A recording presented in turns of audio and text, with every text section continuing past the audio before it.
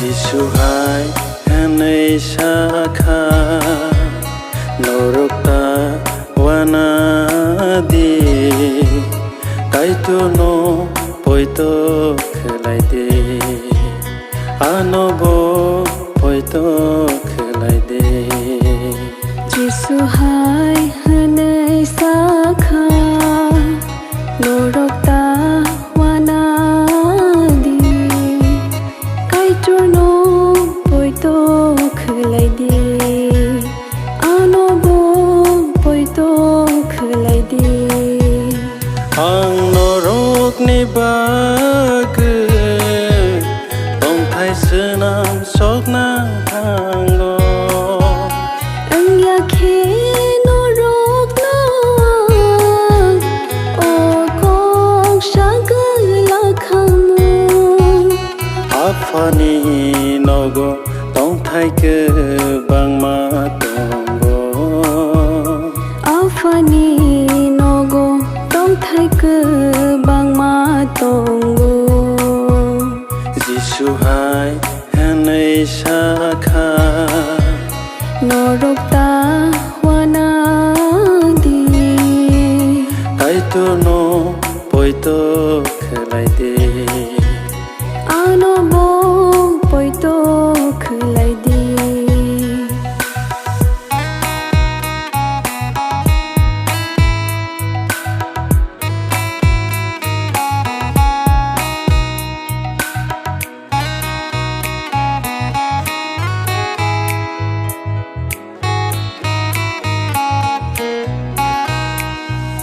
Ang thang bay tong thai snam wana ulo a ki feel phai norong no ani arotlang phayana hake ang tong thani wo norong bo tong gei manana hake ang tong thani wo norobo tongai manana ang thanga anmani aroni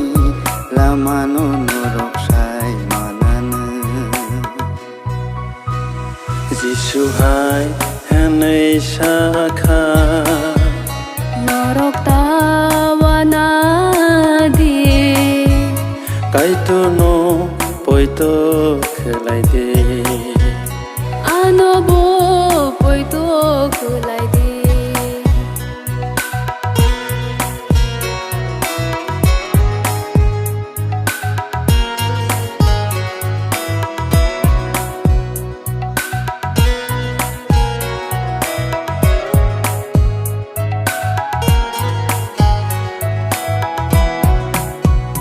Thoma bono hai hanai sakha subrai nang boro thang nai sang sai manya thoma bono hai hanai sakha subrai nang boro thang nai chung sai manya bahai khe aro nila mano sang sai mana bahai khe aro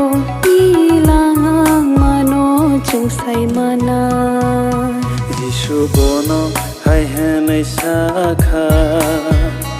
ang no lama ang no kebe ang no methana Jisu bono hai hanai sakha ang no lama ang no kebe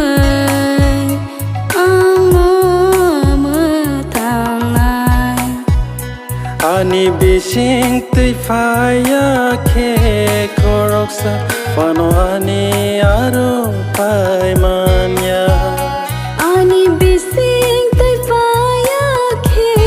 khoroksa fano ani